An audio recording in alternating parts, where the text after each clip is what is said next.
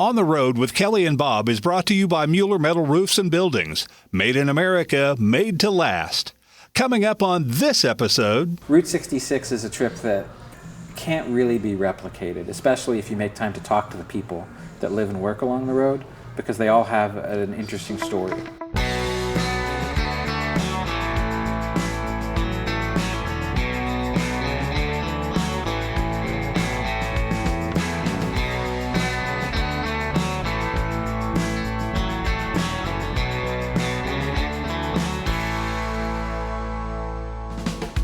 Hi, we're Kelly and Bob Phillips, and we're on the perpetual road trip of America's back roads, where the journey is always the destination.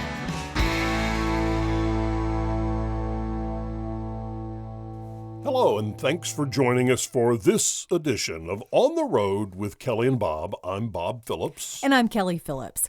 A few weeks ago, we told you that this year is the 100th anniversary of Route 66, the most famous road in America, and that we'll be bringing you some stories from time to time from old Route 66. And Kelly, to be clear, this is the 100th anniversary of the year that Congress approved the road. Took a little bit longer for them to actually build it and get it open and publicize it and all of that. The stories we'll be bringing you will be anywhere from the beginning of Route 66 in Chicago all the way to the end of the road in California. This week, it's a story in Tulsa, Oklahoma. I was born in Tulsa, Oklahoma, where I live today. Most of my life has been spent right here. Grew up, had a very loving family, went right into the workforce, didn't go into college. And then in my late 20s, I found myself in a place where I wasn't totally happy with where my life was. And I was kind of a late bloomer when it came to questioning the values I had that came from my parents. Like, is this really who I am as a person? My politics, all that kind of stuff. Reese Martin was like a lot of us who at some point or another in our lives find ourselves questioning what life is all about. The difference between Reese and most of us is that he decided to do something about it. And so I thought, you know what, I need to reset. So I left my job of 7 years, sold everything I owned, and then backpacked internationally for 10 months. You sold everything you owned? Everything. You started over, literally. I did. And so cashed out the little bit of 401k I had with AT&T, and just left, lived out of a backpack for almost a year. And what did you find when you did this? Well, the poetic answer is I found myself. I found a love for history. I found that no matter how different cultures are on the other side of the world, there are things that tie us together.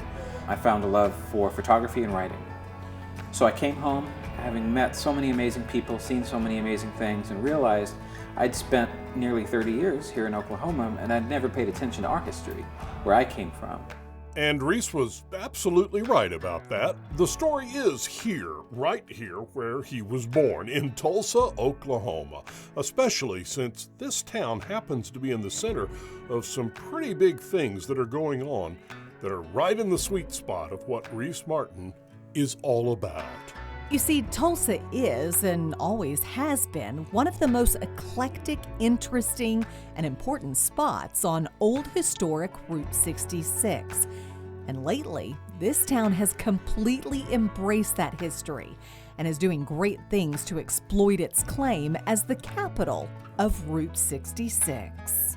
Now, this famous road was built and promoted for the express purpose of encouraging Americans to go west, or at least to explore the western part of our country. In the early days, that meant people traveling in Model A's, Model T's, and the like. But Reese decided that for his travels along Route 66, well, he'd kick it up a notch.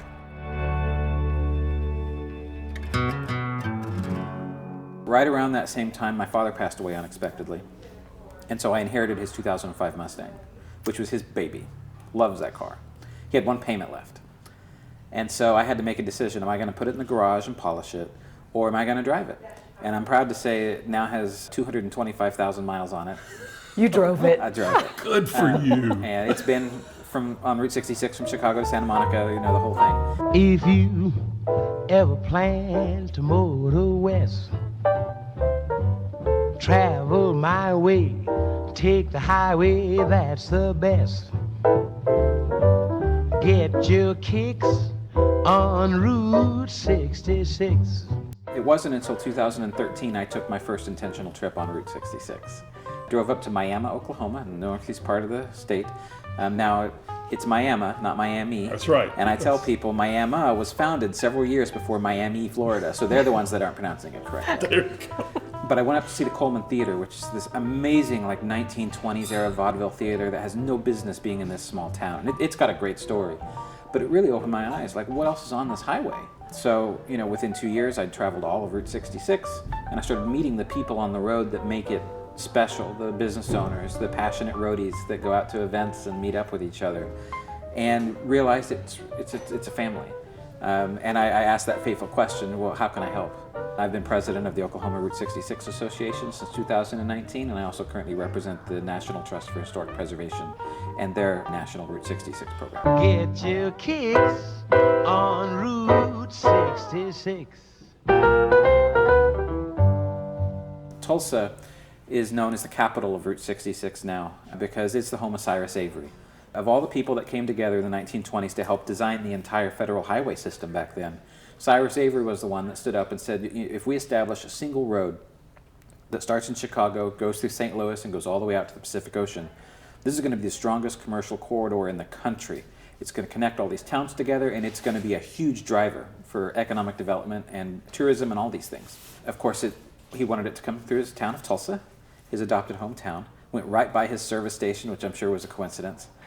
But because of that, and because he founded the very first Highway 66 Association, Tulsa has now kind of grasped to that title, capital of Route 66. And that association, that original one, was encouraging towns to pave the road, to make it a true all-weather highway. Tulsa has always had an important place on Route 66. Tulsa, I wouldn't call it a big city, but it's bigger than most of the small towns that Route 66 goes through. And that's really the strength of this highway, is it takes these little towns that otherwise wouldn't have had all of this traffic, all of these people coming through it. And for so many decades, Route 66 was the way west. If you were going to west for a better life during the Dust Bowl, you took Highway 66.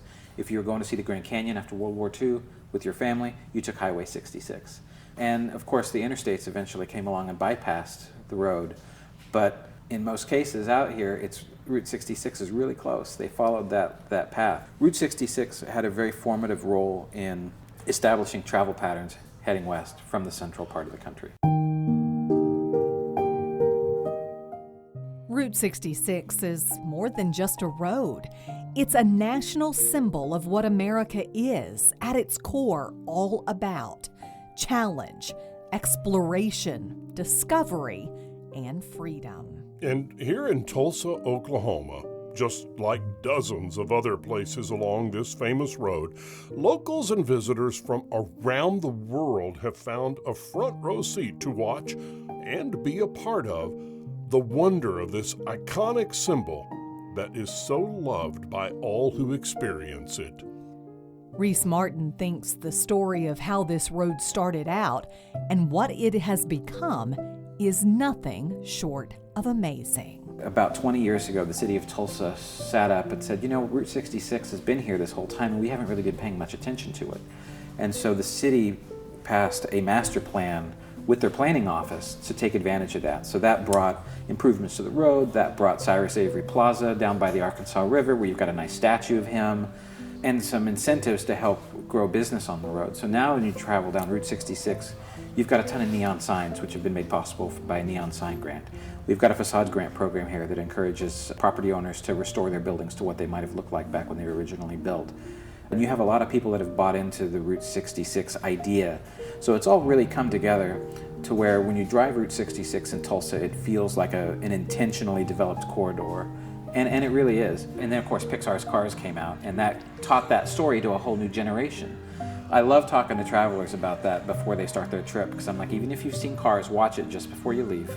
Take your trip, and then watch it again when you get home, because it's really a documentary. These characters are based on real people. These locations are directly lifted from the road. It's just incredible. It's a love letter.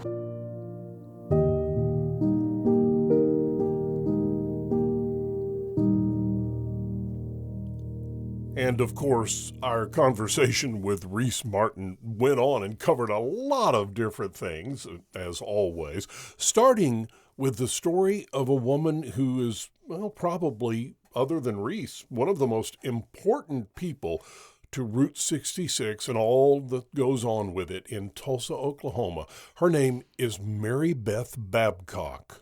We're sitting at Meadow Gold Mac, which is her newest business venture. Mary Beth is one of those folks that just doesn't sit still. She has an idea and then she has to make it a reality. I first met Mary Beth when she had a shop downtown on the original alignment of Route 66. I mean, she had a wonderful shop full of local artists and local goods, but she had a dream.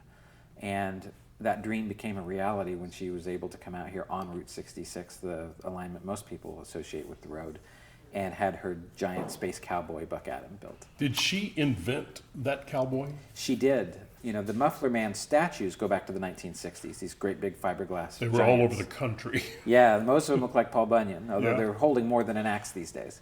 But she had this idea of this space cowboy because it brings in the kind of Western culture and things like that, and her love of this kind of twist with the sci-fi element, and said, you know what, there's a guy on the East Coast that is custom making these because he still has the mold for these giants.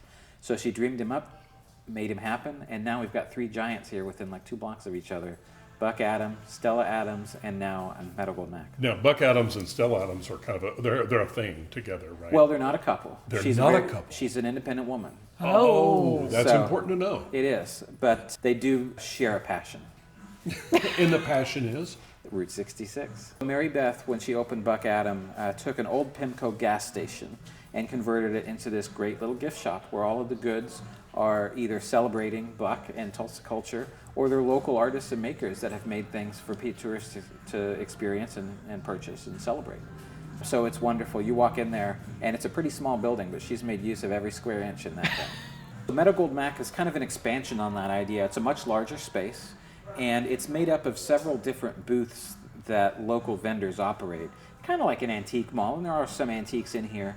But more than that, these are all local made goods, whether it's pottery from an artist from Oklahoma City, or a section dedicated to the Center for Public Secrets, which is a local group that tries to highlight some of the undertold stories in Tulsa, to records and all kinds of stuff. So this is really kind of an expansion to allow some of the other local artists and makers breathe a little bit. The whole district here is called the Meadow Gold District because of the giant neon sign next door. And they all just have come together really nicely and are helping lift each other up, which is what you want to see.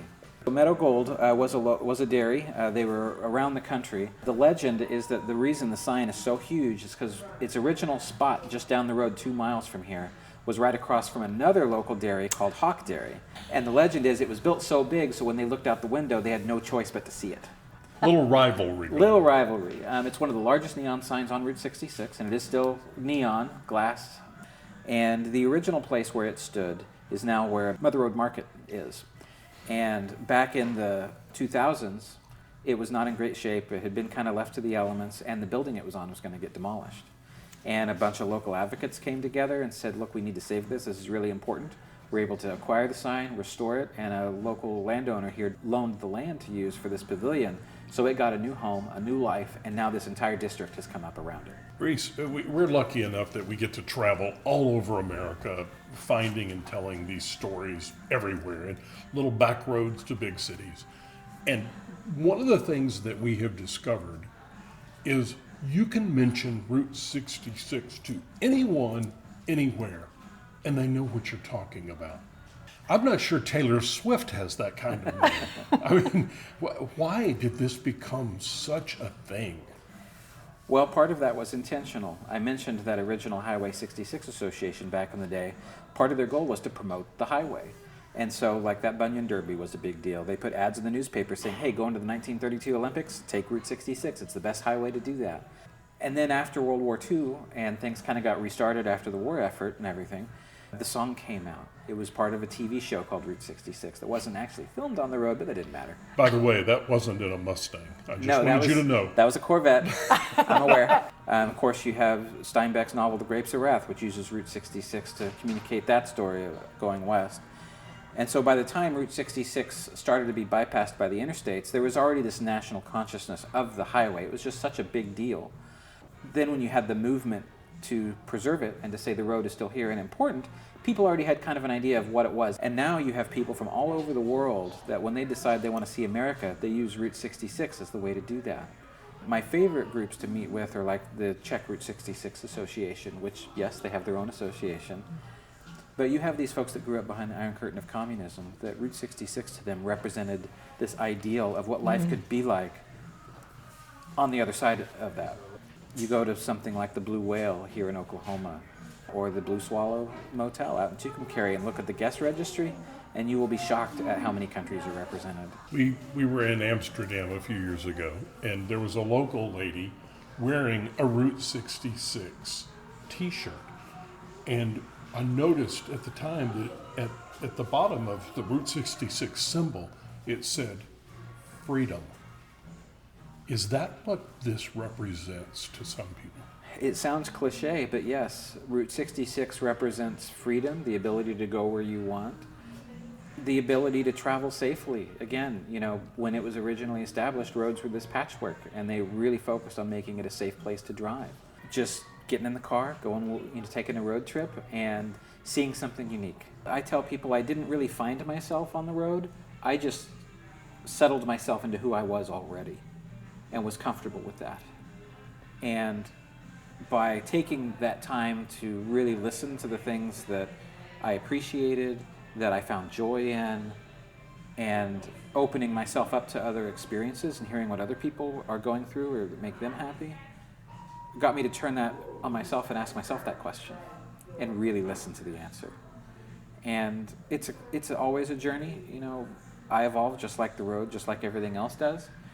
But there's nothing like sitting in the driver's seat, heading to a destination and being open to the things along the way that lets me listen to myself. And that's what it's about. That really is an example of the journey is the destination. 100%. And as always, we want to thank you for joining us for this week's edition of On the Road with Kelly and Bob. Now, to keep up with us, you can always do that by following us on our Facebook and Instagram page.